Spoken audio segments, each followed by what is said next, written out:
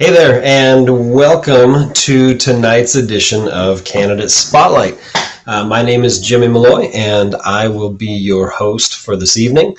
Tonight is really about getting a candidate out in front of you, allowing you, the potential voters, to connect with a candidate, to learn about them, what makes them tick, why they're running, and all of that kind of stuff. So,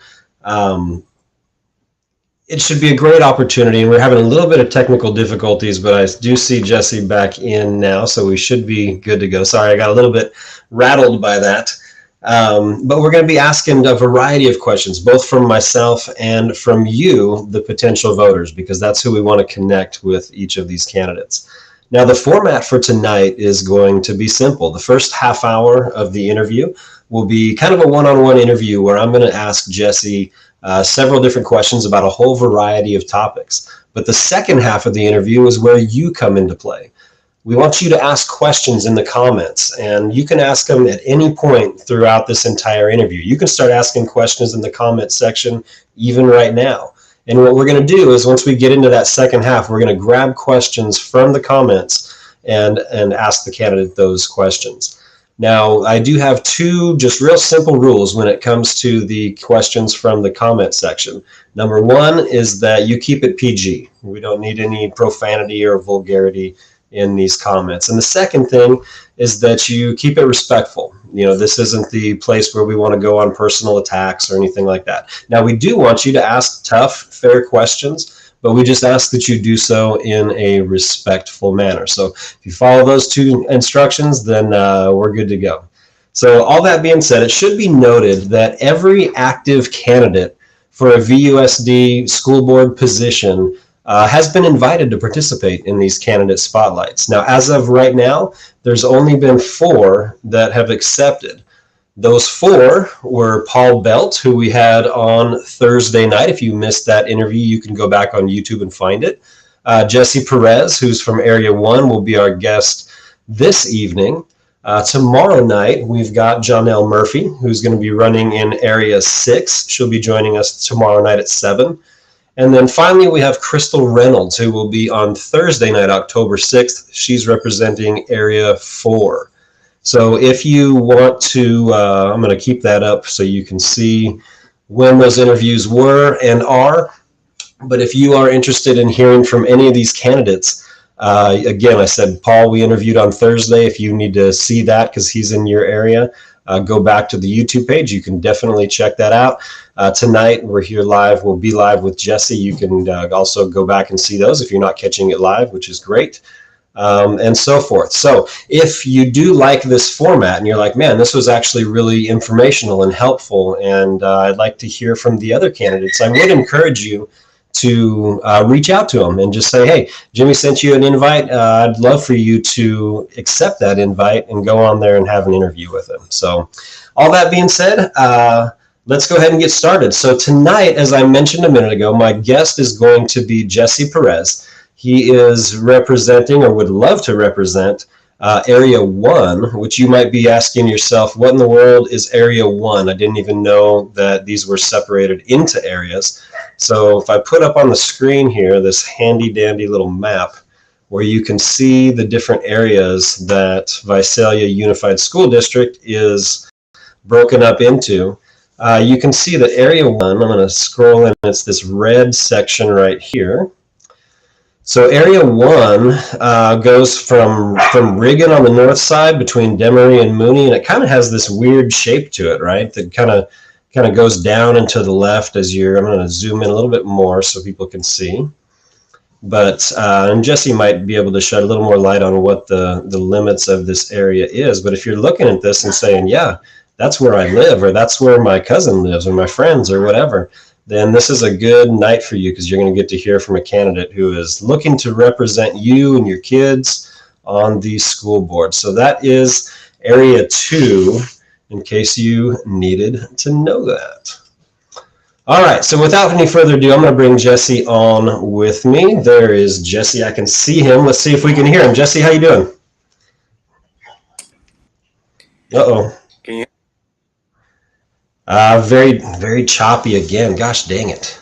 This was the issue we were having beforehand was that it was real choppy. So Jesse, how are you doing tonight? I'm doing good. How about yourself? Doing okay. There's at least a delay. We're going to give this a go, and we're going to see how it goes. If it just is not going to go, in the interest of everybody's time, we'll probably reschedule this thing, because I don't want to just make it really frustrating for people on the receiving end of this. So why don't we start? Out there, comment. Is it coming in okay for everyone? Or is anybody? Why don't you in the comments, somebody drop into the comments if you're hearing Jesse okay, or if maybe it's just on my end. I don't know. If you're hearing him loud and clear and we're good, then drop something in the comments what you're hearing.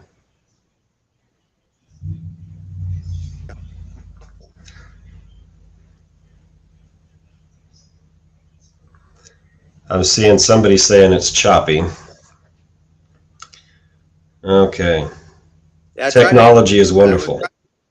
Trying to get on through my phone. Have him continue to talk. It wasn't happening. Because I tried and it said no. Said no from the phone? The device is not supported. Okay. Well, why don't we start with this? I'm going to ask you the first question. I'm going to give you a chance to answer. We're going to see if it just has a delay or if it's just something that's not going to work. So why don't we just start with this? So I like to start all of these by just asking if people want to get a hold of you outside of this video, what would be a good way, whether it's your social media handles, whether it's an email address or whatever, what would you like to, oh, now I'm seeing double Jesse. Is that one working? Let's try this. I'm gonna take that other one out of there. Go ahead and say something to us. Hello. Why don't you log out of the other one that you were in? Leave the page. See if you can drop that. There we go. Can you hear me now? That's much better on my end. Is this one better? Yes. Much better. Okay. All right. Well, that's all right. We'll forgive the vertical screen here. That's cool. No worries. We got through the hard part of the interview there. So I'm going to just real quick. I had asked you earlier just about ways to connect to you outside of this thing. You do have an Instagram and a Facebook that you're pretty active on. I know there's an email address in here as well. If people want to get in touch with you, whether it's to ask you questions or to ask how they can support or whatever, what are your favorite ways? What's the best way to get a hold of Jesse? Probably the easiest way is my Instagram. There's a lot of information on there on how you can donate. So if you want to know what areas that you fall in, I even have a link on there where you can actually give you a page where you can put your address and it'll show you exactly where you're at. A video pinned on how to register to vote. So there's just a lot of information. I usually will get back to you within no later than an hour. Just to keep in touch and just see if anybody has any questions. And so that's the best way. Excellent. So let's just start with, I'm still getting some comments here that it's a little bit choppy, that you're quiet. I think I can adjust your volume here a little bit. But let's just start. Why don't you tell us a little bit about yourself? Who is Jesse Perez? Okay. Well, let me try to get out because this is small. There we go. Okay. Jesse Perez, who am I? I was born and raised in Farmersville, California. So I'm raised here.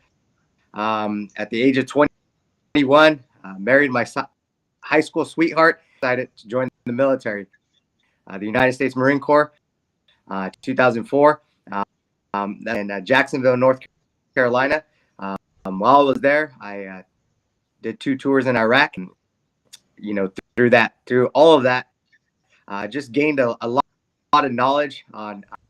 I believe the Marine Corps is one of the premier leadership academies that are out. is out in reading in a book, but actually going out and doing stuff. So I learned a lot. Mindset, adapt and overcome, mission accomplishment, all those things that I feel like board. So after the Marine Corps, I got out, and then I went up to Chicago, and that's when I went to Bible college. So for 4 years, and we were in the inner city of Chicago and Dalton, Illinois. That's where we served the inner cities for 4 years, built a youth ministry there. After I graduated there, after my 4 years, we left there and to Jacksonville, North Carolina, where I was able to start a Christian school there. Had a need. A lot of families wanted to go to the private school route. So for the next 4 years, I was a principal there, administrator. We had close to about 70 students there. So learned a lot on just how the and just how to run a school, because there's a difference when people hire expectations for their education. And so the staff we had to handle there, the students built from the ground up. And so we established that system there. And like I said, left there about 6 years ago and decided to come home. We were and so we just wanted to be a little bit closer to family. And so we moved here. Gotcha. Businesses in Visalia, and I'm a coach coach wrestling.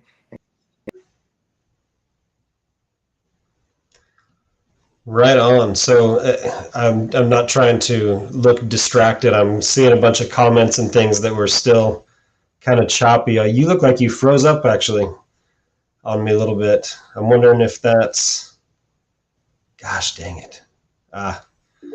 He's gone, and now let's see. I'm here. There you are. Okay, you're back. I'm back. Okay. All right, we're gonna keep trying to power through this, I guess. I took out one of the Facebook feeds that we were running that nobody was on. Just trying to hope that maybe, I don't know if it's a bandwidth issue or if it's a connection issue or whatever. But anyway, we were hearing probably every fourth or fifth word, and then there would be kind of I think we got the gist of what you were talking about with your history.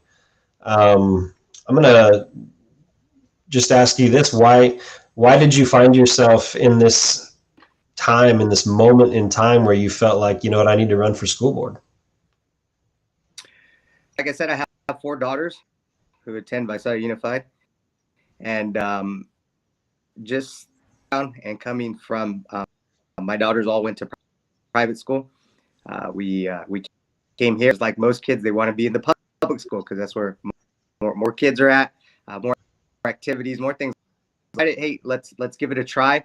And when we started to small issues, but as they started getting higher in grades, issues that we would bring to the attention of the administration at the school, teachers, and then, as you know, when COVID happened, kind of everything got turned upside down.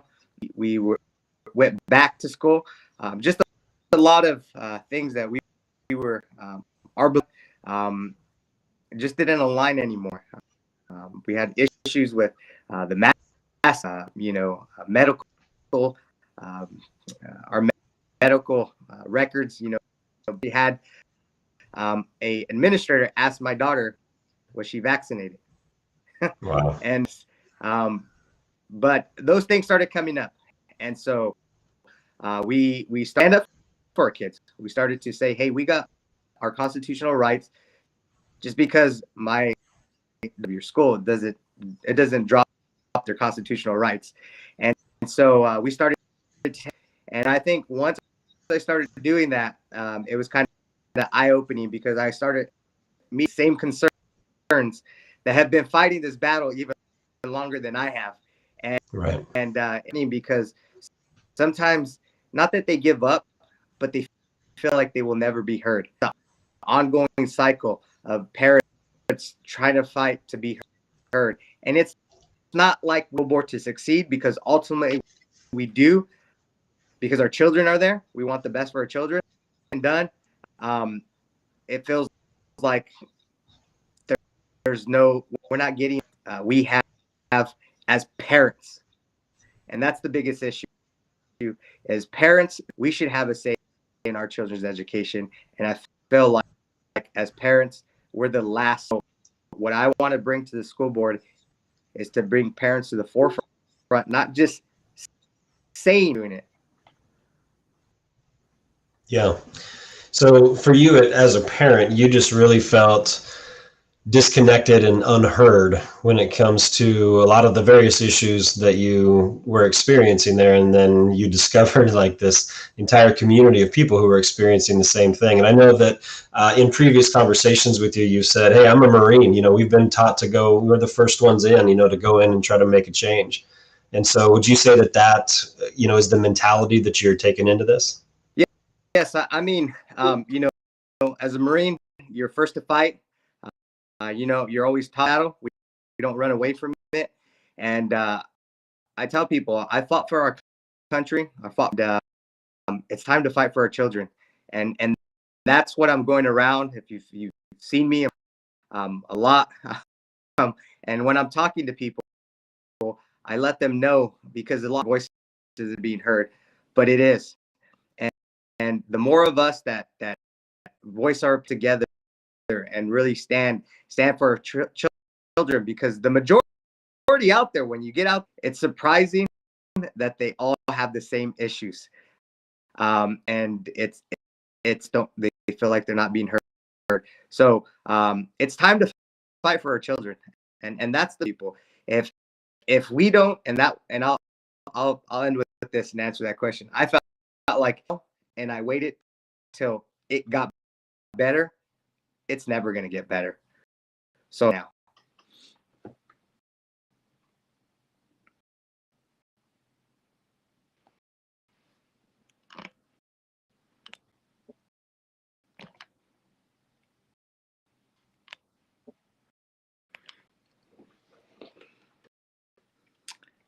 Talking, but I can't hear you. Maybe you muted yourself. Are you there? Can you hear me now? I hear you. Yeah, I hear you now. I don't know how that happened. Okay, well, let's try that again. Okay. So I guess this is just a technology night, right? So your marketing material, if I look at your signs or any of the material that you have out there, even your logos on social media, there's a phrase on there that says, a change you can trust. So let's get into that for just a second. And you've talked about this already, but why is a change needed?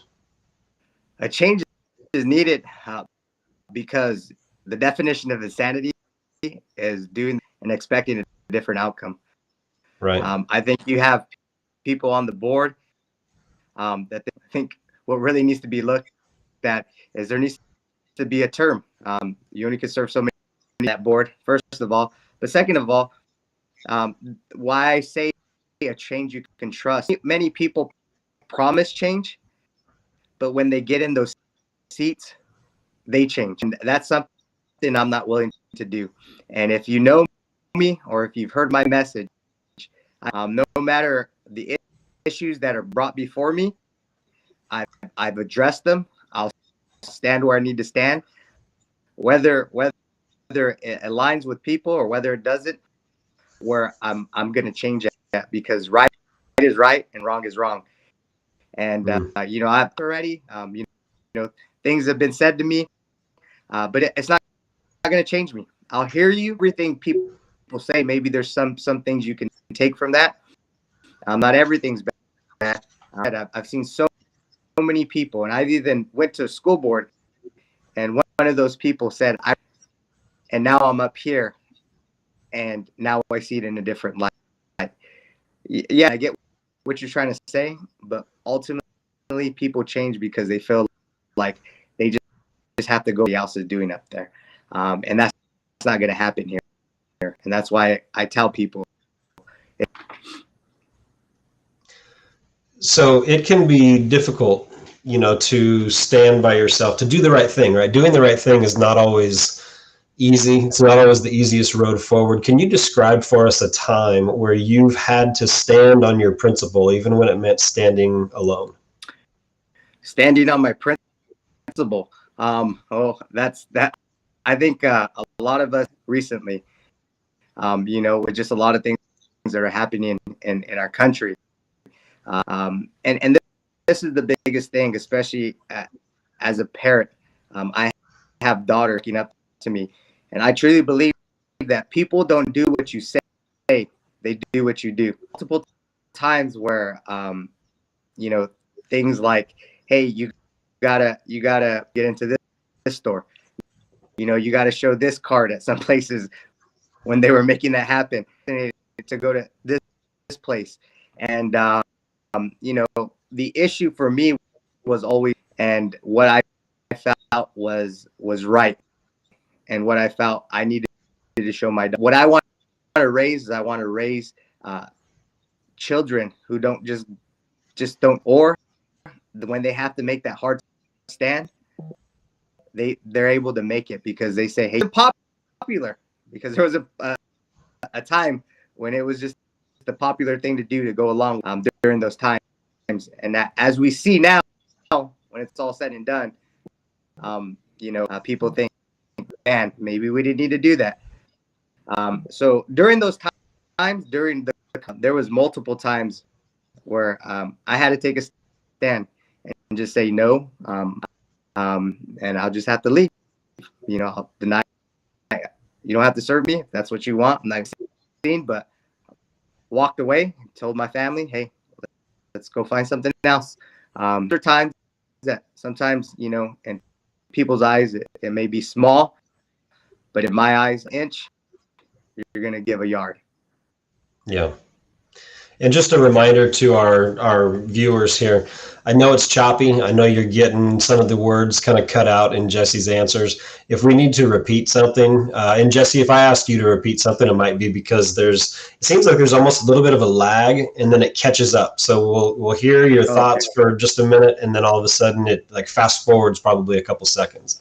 So if I do ask you to repeat something, I'm not being rude to you. It's just something going on with the deal there. So, and what I might do is I'll kind of recap a little bit what I hear you saying. So what I hear you saying on this question really is, for the last 2 years especially, there was an opportunity to stand on your principles, even when it meant standing alone. Things like being able to go to restaurants, being able to go to stores, and not necessarily wanting to put your kids through, having to show a vaccine card or, something along those lines. But, that provided an opportunity to show something. I think you said, talking about, showing your kids as an example, leading by example, and saying, look, this is who we are. This is what we believe. We're not going to back down, and we're not going to change just because some sort of circumstance around us change. Is that an accurate reflection of what you said? And then it freezes up on me. This is crazy. So like I'm seeing now that on your end, I can kind of see the signal strength, and it's saying very poor. So I don't know if I lost you completely, if we want to try to log back out and log back in again. There we are. I'm there. Yeah, it's weird. It's like it starts off strong and then it just gets weaker as we go. I moved. Maybe I have to move. We'll try it now. Let's say somebody's. We'll have you walk the neighborhoods while you're on the interview, huh? Right. All right, so that works. Let's keep going here. So you've been criticized even by people that I would call your own, right? You've been criticized by for running against another conservative or running against another person who shares the same type of value system. When people ask that question or when they offer that criticism to you, what is your response to that? And it looks like we might have froze up again. Oh, I saw your eyes blink. Can you hear me now? You got a pretty weak signal. Let me. I can hear you if you want to go ahead and talk. I'll walk the room.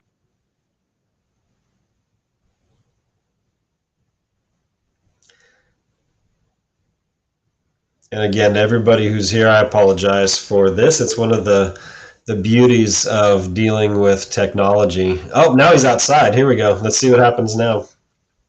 Okay, there we go. Okay, can you hear me? Ah. Hear me? No? Yeah, I don't know that it's better. No. Probably. Well, let me ask you this. Did you hear the question that I asked you? I did hear the question. I Okay, if you want to take a shot at answering it, we'll see what happens with the connection here. Okay.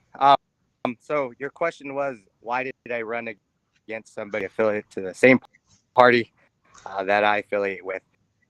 And my response is always if they would be upholding the standards and the value of the Republican Party.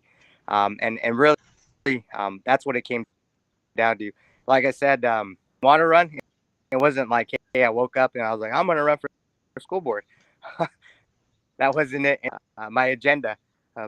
But it, like I said, I seen the need because, you know, when those boards and you see how people vote, and it goes against what they say, then you say, hey, you know what? They were given the opportunity for the last 4 years, promised to do what they said they were going to do. And the last 4 years, what they said doesn't align. And so when that started happening, that's when I decided to run, is because what a person says and what a person does, two different things are happening. Gotcha. So if I'm putting together a board of some kind, whether it's a school board, whether it's a business board or a nonprofit board or whatever, if I'm able to choose, you know, who my people are going to be, what I'm looking for is diversity, right, of thought. I'm looking for diversity of experience. I'm looking for, you know, really a variety of different backgrounds and perspectives and all of those things. So if we look at Visalia Unified's board right now, and we assume that we want the same thing, right? You want input from a whole variety of different types of people, not just a whole bunch of people from the same background. What is unique about your set of experiences and maybe your perspective that you could bring to this board? I think I have a lot of different things to bring to the table. I'm a parent that are attending the school. So I hear, you know, a lot, just not only so the families were around because obviously most of them go to the number one, I'm a parent. Number two, you know, just my military background. Some high ranking officials.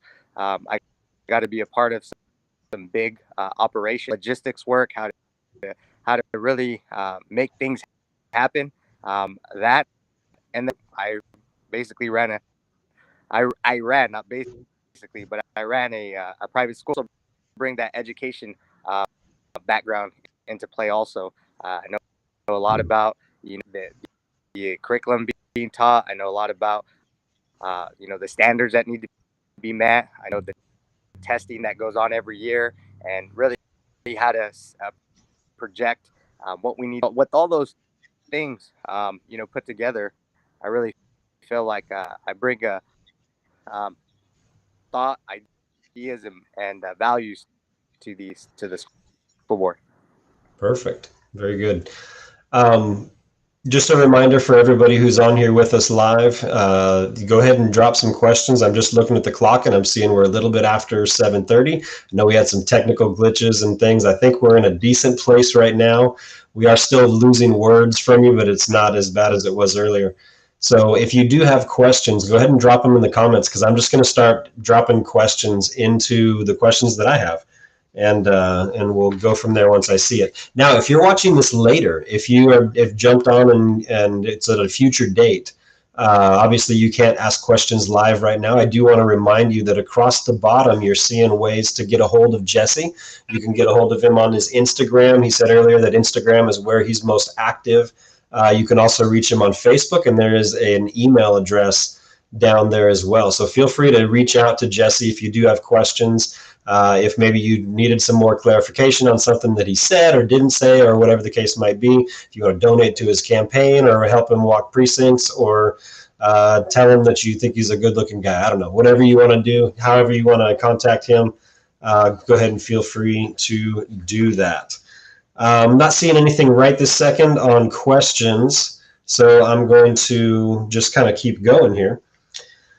You touched on this earlier, but I want to ask you about the role of parents and families in a public school system. So what role do parents have in public education? It has a huge role. I think too many times that the school thinks that they're the ones that have to educate the children. I believe when a child is connected to the harm board. See, I maybe since no questions have been asked, maybe I'll just use my thought is, when you get a parent on board and a child on board, and really, if you take these classes in this grade and you get these, grades, and then you move up to the track and you're hitting these goals and you're hitting these grades, and so when you get to high school goals and these grades, so when you graduate, you have all these options. What you choose to do, this route, or this route. At least we set you up for success. But when you do that, you give the student and the parent a track to work together to accomplish a goal. And when you do that, then I feel like you're gonna the parent, the home, behind you. So when they come home, parents are going to be a little bit more involved. They're going to want to know what's going on. They're going to want to say, hey, what's going on here? Is everything happening, And then that's when the school go back and say, hey, things are not happening like we talked about. Okay, well, my idea and my thoughts are, when you communicate you're going to get more help from them, because ultimately all of us as parents, I don't what background you come from, it doesn't matter, what race you are. A single parent wants the best for their children, and so when we can do that, and so that's what I feel as parents. Their involvement is just as important, child, as the school. So do you feel like currently that VUSD is doing a good job or a good enough job at making connection with parents? Trying. I see a lot of things they're putting on, social media, that they're trying to connect. And like I said, it's one thing to do it, but it's a different thing to actually do it. So I'll give you this analogy.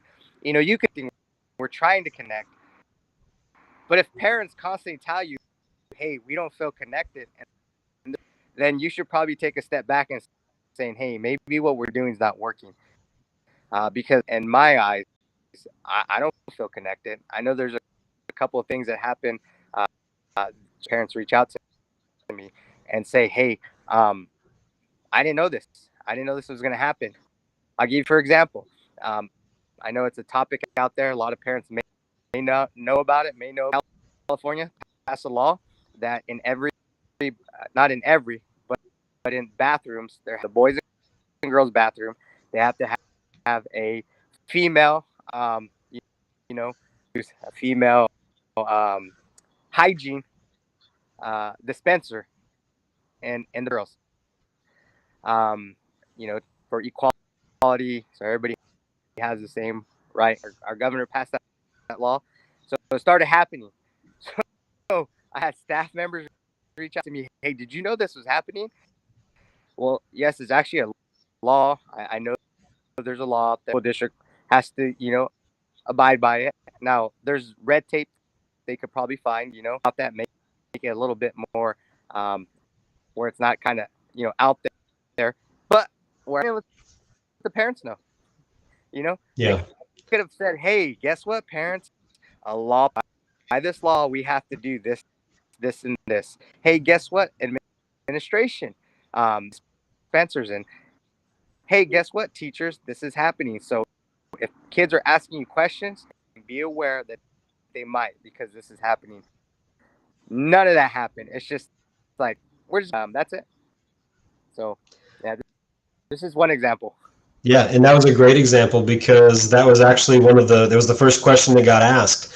And, it was asked by a Facebook user. And just to throw this disclaimer out there, with the platform that we use to stream to multiple sites, Facebook, I can't see the name of the person who is asking the question. So when I put this up on the screen, it's just going to say Facebook user. But that was the first question, is what your thoughts are on VUSD installing feminine products in the boys' locker rooms and bathrooms. So I'm going to use that to springboard into another question that's similar that I have.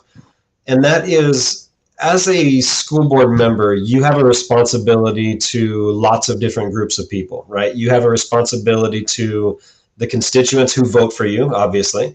You have a responsibility to the children. You have a responsibility to teachers and staff. And you have a responsibility to the state or the federal government who's passing down rules and regulations and divvying out money. So how do you take a situation like this where there's a law that's passed, I'm assuming that this is a law that, you would not have just wanted to go put feminine products in bathrooms on your own. It's probably something that you disagree with. So how do you balance the responsibility to, say, the state and your responsibility to your constituents or your students or whatever? For example, something like this, like I said, it is a law, what they're doing to make sure it happens. So I would obviously, first of all, look, and then second of all, what's the wording? If I just have to, then maybe we could just designate one restroom. You know what I'm saying? And designate, hey, this is where these are going to be at, or maybe have them in the front office, where if anybody needs them. Because also remember, Visalia Unified now has to provide that, and they're doing it for all. That's going to cost a lot of money. And I don't know about you, but most probably going to, open those up and do some crazy stuff. That's just boys for you sometimes. Yeah. But that's money. Also, are we going to have somebody in there actually, making sure that they don't, you know what I mean? And so it's creating a problem, maybe something that's not even needed. So let's ask ourselves, who actually needs that? Is there somebody who's, if there's not, then why are we doing it? These are the things ourselves. If there's a need and there's a want, then let's look at how if we have to accomplish, and if there's not, then why even do it? So what I'm hearing you say, just because every once in a while words are dropping out here, is that you would take a look at these laws and things that are passed down and try to figure out what's the most practical way to, try to adhere to this law without, getting too crazy or allowing for even worse things to happen than the problem that you're trying to solve, right? I think, a great example was like even towards the end of the whole mask COVID Unified do it, where they gave the option, basically, if you didn't wear it at home, they would let the parents know, hey, your child didn't wear it. We want to let you know this is the law, or that's it. Yeah. And that was it. No, there's not going to be anything that's going to happen. There wasn't anything other that was going to happen. But that's what I'm saying. Sometimes we got to look into, what's local control comes back into play, because the state of California is a pretty big state. Good for some school districts, and might not be good for our school district. Right. So that's why it's best for us, because that's where ultimately our school board is to represent the parents of Visalia and the community of Visalia, and that's where I feel like sometimes our identity is that we're not serving our community. Right on. Okay, and we're starting to see some questions pop in, so I'm going to just start rattling them off as I see them. So another question that came from Facebook, I think this one actually came from Kara Tackett.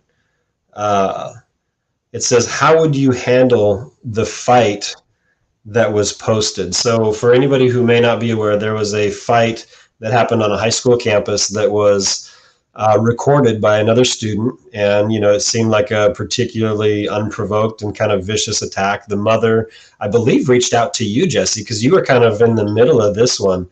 So I suppose the question really is, as a board member, how would you handle that, or what would your expectation be of staff and how they handle a situation like this? Yeah, so yes, a parent reached out to me, and like I said, I get a lot of even staff because they feel like they're not being heard, and this is where it finally came. The mother was like, "Hey, I'm trying everything, but nobody's listening to me. Can you help me? See what I can do?" And through that process, we realized very quickly have policies and procedures in place, and if they do, they don't even abide by them. That Mm. any and this was not a fight. First of all, this was the student never even faced the other student, was attacked from behind him, even tried to hit back or defend themselves. It wasn't a fight, it was an assault. At new policies and procedures that if something like this happens, we start to get the police involved. First of all. Second of all, we start what's happening at home. You know, why are these things happening? Why is a student like this? You know. But all we do is we suspend them for a day or two, and then bring them back to hope you learned your lesson. No, I think we got to take a look at that. I think we also got to take a look. I think sometimes we've lost our way because we want to be understanding, we want to be kind, we want to be thoughtful. But gotta you gotta lay a line down. I remember when I was up. This is the way it's done. But when you grew up and you got in a fight, you got kicked out of school. You went to so if you ever wanted to fight or do anything like that, in the back of your mind, you knew is this really worth if the if right now if all it is hey I just get a day of suspension and that's it. That's what's going to cause for more violence. It's going to get worse. I think you see that in society today when we have is not prosecuting and punishing criminals. Look what's happening. It's crazy. And if we don't do that and start implementing things like that, who's to say that's not going to happen in our schools? And on that fight, I'll leave you with this. I never would have, crossed my mind, but at that very same school, this very male student assaulted a female student. And well, I mean, I'm pretty sure they didn't want to say anything or to the public, but in our schools now, I would have never thought that would ever happen, but it is happening. So just to clarify that last thing you said, because I think it kind of blipped on us, was you said at that very same school, a male student assaulted a female student. Is that what you're saying? Yes, that's correct. So do you think that just overall we're dealing with a discipline problem, something where they don't fear consequences, and that's why they feel enabled to do these kinds of things? Yeah, I mean, I feel like the consequence that they're getting right now, they feel like, hey, it's worth to come back to school and I'll fight again. They're not going to do anything to me. I think that's what we're going to get because there's pages out there for certain schools that all they do is they post fights because they think it's funny. That's really their outlook on this. It's not all the students. I get that, but a large group of students or even a couple of them, that's still something we got to look in. So you mentioned I caught two things that you said. One is we need to get police involved when there's an assault type situation like this, and then two is setting policies and actually abiding by them. And I think you alluded to fights like that resulting in expulsion and not just a day or two suspended. Is that an accurate depiction of what you said? Yes, I think if it was a fight like that, something that was you could see started online, threats were made, they followed through, didn't want anything to do with it. I think that's grounds of expulsion. And you got to look at it on a year. Maybe at that point, um, the other student will rethink what they're doing. When that Yeah. happens, also, I think you really got to take a look and see what the student, why are they acting out? What's the reason? Maybe see what's going on in the homes. I'm involved as a school. We really want to help the community. This is where we start doing that. Yeah. So those are some of the things that I would really look at, and I don't know if but that goes into the safeties of the schools. You know, I think we need to have a bigger presence on the school campuses, especially as you get up in the age groups. You know, drugs, weapons. I mean, you have the fentanyl problem going on right now. We got to look at the safety of our students, our staff, um, on those school grounds. Yeah.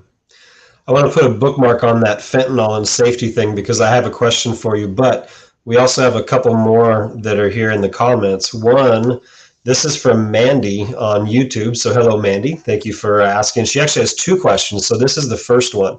She said, Jesse, what decisions that have been made by VUSD in the past few years were you in support of? What have they done well? Done well in the last few years. They've done some recent decisions that I really am glad they finally pulled was voting in the 3 years of math. I think that's big for our students. The bar high, and give them that expectation. I know there was a lot of you know they weren't as in discussing this. They didn't want to pull the trigger because they felt like it would graduation stats. But I think it's the opposite. I think the kids will have the same, also think that we're going to have more successful students. So, I do agree on the board. I think that was a great decision that they did make to make that math. A lot of things to go to make it happen and to kind of set that up, you know. But that have to happen in order to make things better. Okay, so 3 years of math, you're in favor of that. You would have voted to implement that policy as well. Yes, I mean, when Visalia Unified School District is one of the few school districts in the local area, that says a lot. Smaller school districts than us, like that, they all require it. And uh, we're not too far away from where they think our students, are up for the task. Yeah. Right on. So Mandy had a second question here. She says, what would be your primary focus coming in as a board member? Primary focus as a board member. If you ever see my literature out there, I really feel like I stand on it. Education focus. I feel like too many times we get sidetracked with, we get sidetracked with agendas, and we want to. But especially in Visalia, we see that our math, it's been going down, and so we need to figure out what we need to do to get that going. And so I would focus on education. I believe that school students go to be educated, and that's it. There's a lot of things that are from Sacramento that are going to be tried to be pushed onto our students. And I think as a school And that's why you need it. It's very important when you vote that you vote for people who are going to fight for what's about to come down from Sacramento. Like I said, they're going to want to take us away. We've seen some of the bills that have been vetoed, but some of them trying to get signed. So that's my main focus, is to focus on not anything else, but we focus back on the education. So education is an interesting word, right? So I've been thinking about this a lot personally lately, in the difference between educating and raising a child. And I know a lot of the stuff that's coming out from Sacramento is aimed at educating the whole child, meaning that assigning, or not assigning, but encouraging a certain moral fabric or moral value. And I think what you're kind of alluding to is there's a lot of um, they're not necessarily school subjects. It's not reading, writing, arithmetic, but there's a lot of effort to influence socially and all of that kind of stuff. When you say education and wanting to bring a focus back to education, what specifically do you mean? I mean, nation. No more. There's 50 different genders. I don't think they should be taught. I mean, my fourth grader came home about in her health class about sex ed, and she's only 9. No, we're not signing that, and you're not going to that, because those are things that a 9-year-old, they don't need to be talking about that right now. Those things is what can things about the critical race theories. I don't believe that we should be teaching our children that the color of your skin has anything, what you're going to do in life. I'm Hispanic. I grew up here in the Valley, and you get what you work for. Um, your character is what's going to take you in life. You need to really work on. And my dad always told me, you don't even do something, you better do it. And those things, I feel like we need to get back to what builds nation is hard work and perseverance, and show our kids that, listen, it doesn't matter what's in front of you. If you can overcome those things, you can do anything you want with your life. And that's what I want to get back to. And and that's educating them, not indoctrinating. Gotcha. So more of a traditional sense of things like morality, working hard and, earning what you are hoping to accomplish in life, like that kind of stuff. So there is a place for that in your mind, but it needs to go back to maybe a more traditional interpretation of morality and ethics. Yes, yes. The just like I said, the what founded on, and as far as the education, I feel like a lot of the times being taken up with before, that they're trying to teach our children about, um, and all have to deal with, you know,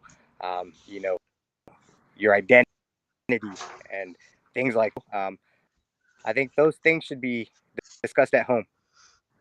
We don't have school, and if there's a concern, then the parent needs to be brought in, and the parent and the student discussing those things, not just the staff and the student, which I know a lot of that has happened lately. Hmm.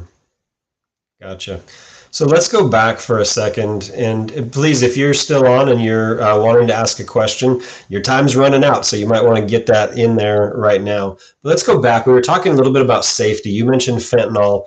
Obviously, we've talked about fights on campus. There's issues like gang violence. There's a lot of these things that are on the minds of parents as they're sending their kids to school. Active shooter situations, you hear about these things in the news. I feel like, at least in my lifetime, this is the moment where parents are most uneasy in sending their kids to school and feeling like they're safe. So as a board member on a local level, what kind of things do you think can be done to reassure that mom or dad or grandma that sending little Johnny or little Susie to school is actually a safe place for them? Well, I think we have to be more proactive than reactive. Not wait till it happens. let's think about the worst case scenario. Attack those problems. As far as like fentanyl, you know, that's been brought to the board times already, and I know 2 school board meetings that I've been to, and nothing has been behind doors, and they have a plan that's coming out. Guess what? Us parents don't know anything. You know, out of the loop. That makes us uneasy. You know, I'm the one who has to you know, try to figure out. You know, I've had ideas that how maybe can I help out the community. School's not doing it. I mean, they have access to a lot of our students.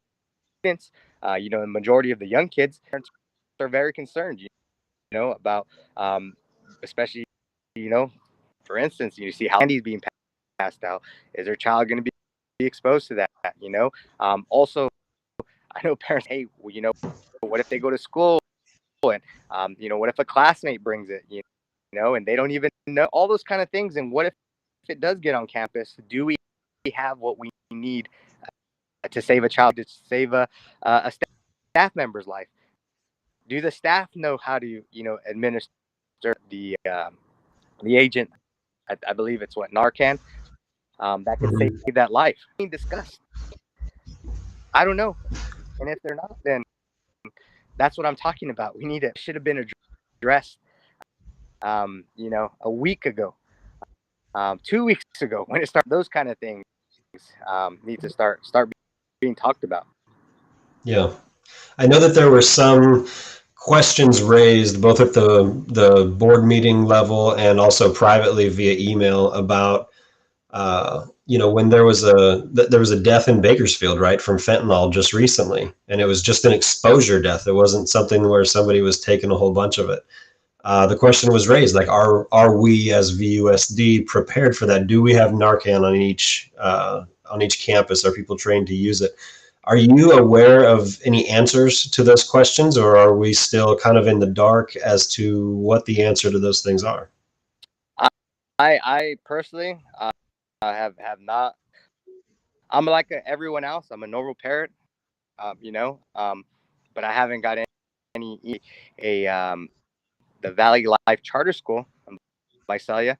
They send out an email. The parents know about the warnings, what to look for, you know, and some things, and just warn the parents. Talk to your children about that. Nothing from Visalia. There's other schools in the area that are doing that, but Visalia Unified, I guess.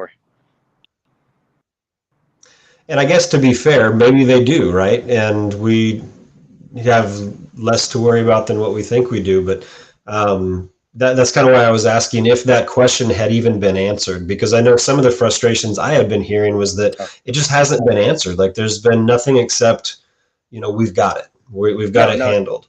And that's probably. And that's what I'm saying.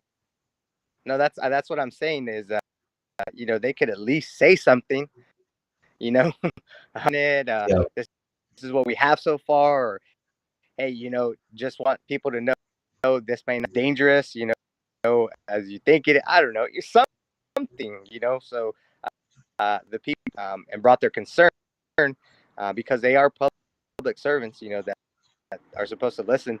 Community and parents have to say, but nothing. Once again, we'll look into it.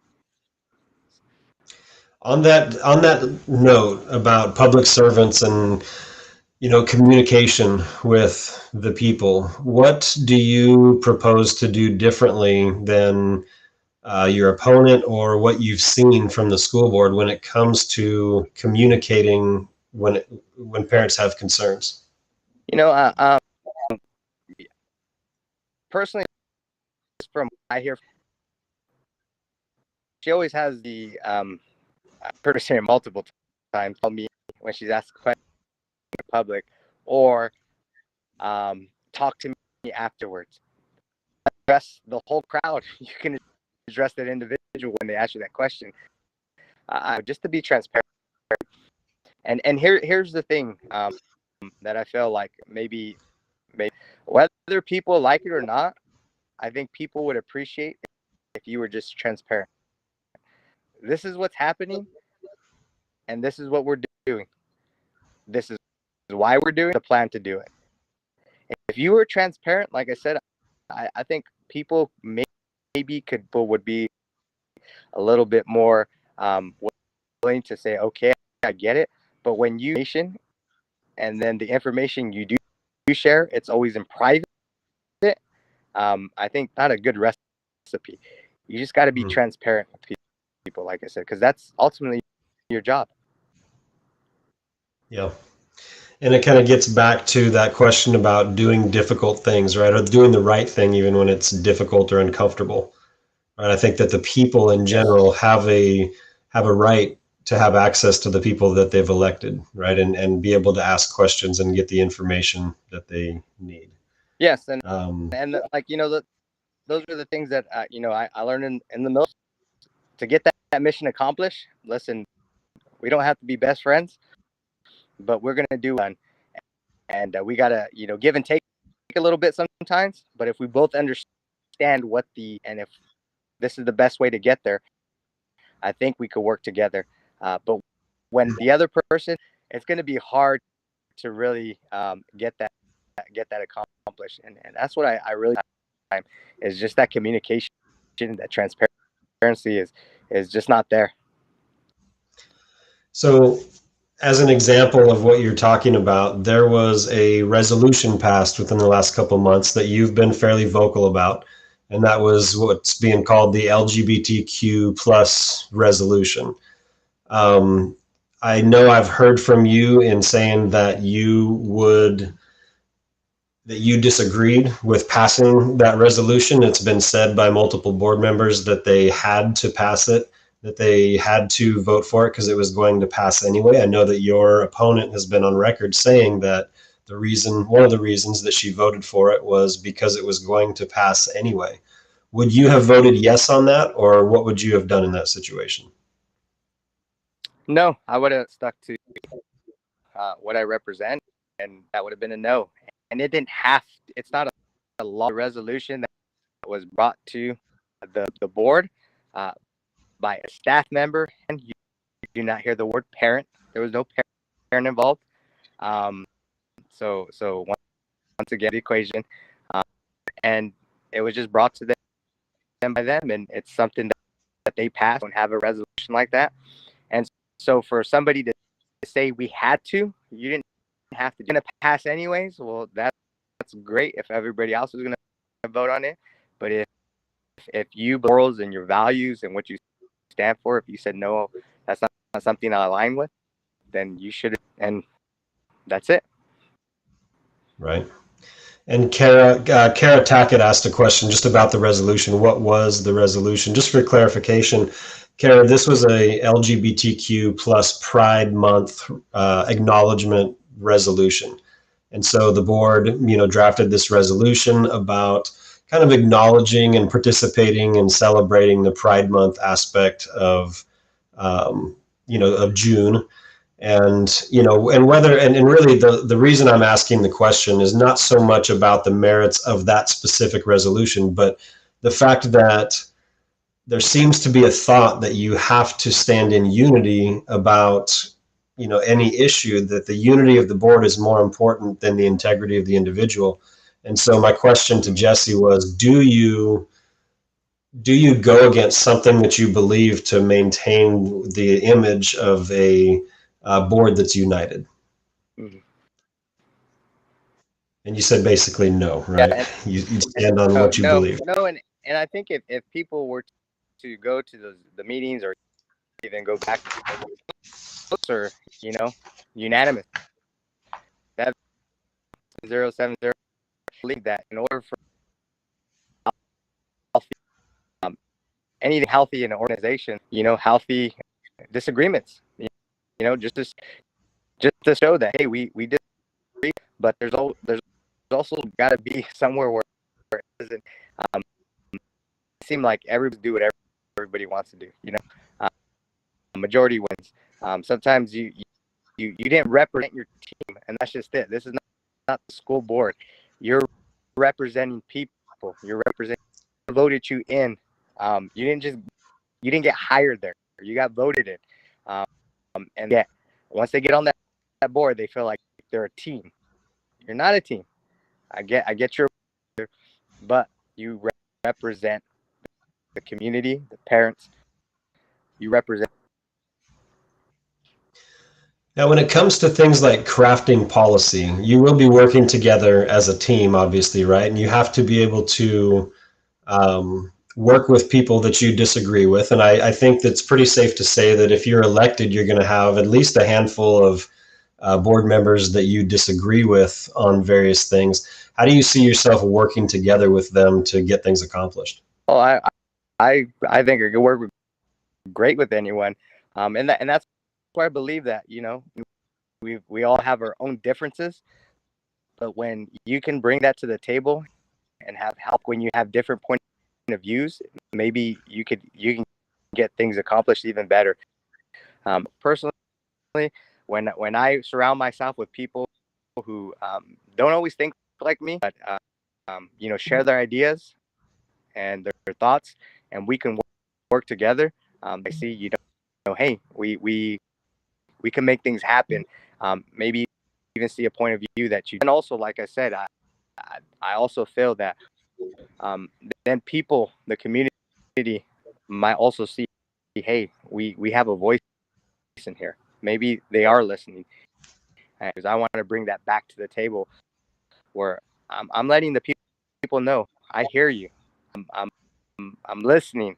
I want to help out, because ultimately that's what I'm here for. I'm here to hear your thoughts and your concerns and take those to the meeting and say, hey, in the community, this is really happening in real life. Maybe we got to think about these things. Gotcha. So my last question, my last series of questions, I suppose, unless I see more come from the comments. Fairly recently, you got I got four little things on my bar, and I might have to go back. So I don't know. That's where I lose the communication. Gotcha. I'll be quick on these. So recently, you were invited to a meeting with the Visalia Unified Teachers Association, VUDA, to interview for their endorsement, right? Or were you invited to that one? I don't believe I was. Oh, well, never mind. So there were a group of teachers that did not choose to interview and go for the VUDA endorsement. If you were asked to, would you have gone in and sought their endorsement? This is the Visalia Unified Teachers Union. No, I'm running on. I'm new to this kind of thing. I really believe right now is I want to run for the people. I want to run my campaign. Uh-oh.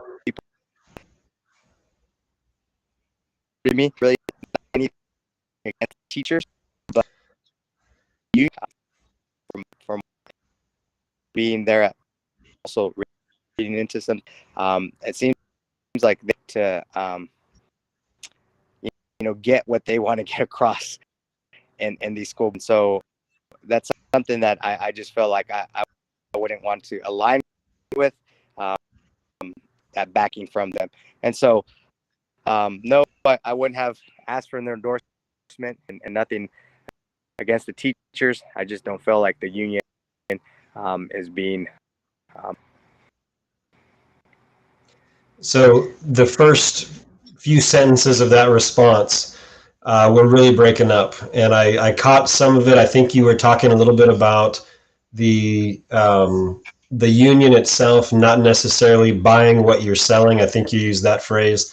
And then I believe you said something about teachers as opposed to the union itself. Now, I know that there were some teachers that felt slighted, felt maybe like there are candidates who are anti-teacher because they didn't choose to pursue that union endorsement. What would you say to a teacher that feels maybe like you're not in their corner because you weren't trying to get their endorsement? Just say that, it's nothing against the teacher to say. I'm for teachers. All my daughters go to the school, and I want, like I said, I truly cheers for everyone, so we can accomplish what we're here to do. I don't think any to not educate a student and give them their best. I'm there for them. I want to help them out, and those are the things. And listen, just come to me and say they can't even speak up because they're afraid of the repercussions. You know, and if we were honest with ourselves, I think more teachers would agree with that. Feel like the union itself has a stronghold on them, that there's things that they can't think, and so maybe that's something we got to look at also, you know. And those are things, a lot of problems out there, but you know, focus on the ones that are really for students. I would, you know, I'll put that out there also. I hear that. Gotcha. Well, Jesse, do you have any final thoughts? Anything that you want to leave people with before we shut this down? Yeah, the biggest thing is, you know, elections are coming up. October 10th, you're going to have a ballot. November 8th, your election day. So the biggest thing is, your vote is your voice, and I'm here running for change. You know, vocalizing what I'm going to stand for, but ultimately, it's going to come down to the people I'm going to vote for. So whether I win or lose, that's not really what I'm after. Is I want people to get involved, because not one person can change this.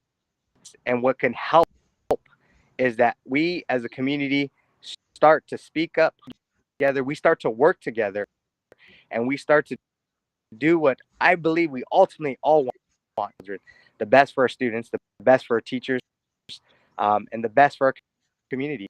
And so let's get educated, know what you're voting for, and I'm here to stand for what I stand for. And so if you stand for me, Jesse Perez, vote for change. Right on. Well, Jesse, I thank you for your time tonight. I thank you that for your flexibility. You're literally standing outside somewhere in your neighborhood trying to get the best reception for this. So I certainly do appreciate that. And I think that, you know, people were able to catch the gist of your heart and, you know, what it is that you're running, why you're running, and so forth. So again, I appreciate your time, and we will talk to you later. All right, Jesse, thanks a lot. Okay, so there was that. And like I said, I think that everybody was able to kind of understand, catch Jesse's heart, where he's coming from. He says that he is running on change, looking to bring change to Visalia Unified so that people can feel represented and not ignored or shut out. And so we're grateful for that. I do want to remind everybody that we do have a couple more of these candidate spotlights coming up. You can catch Paul Belts, which was last week. You can catch that on YouTube on our Unmasked Larry County page. Jesse's will also be posted there tonight. So if there was something you missed or need clarification on, you can definitely check it out there. Tomorrow night, Monday night, is going to be John L. Murphy, who's running in Area 6. So we'll be having a conversation. Hopefully we'll have a good technical time there. And also Crystal Reynolds will be Thursday night. Joining us here. So want to say thank you for joining us here tonight, whether you are live or whether you'll be watching this later. We do appreciate you. Hopefully you found this to be valuable to be able to get to know the candidate a little bit more, and we'll catch you on the next one. But as for now,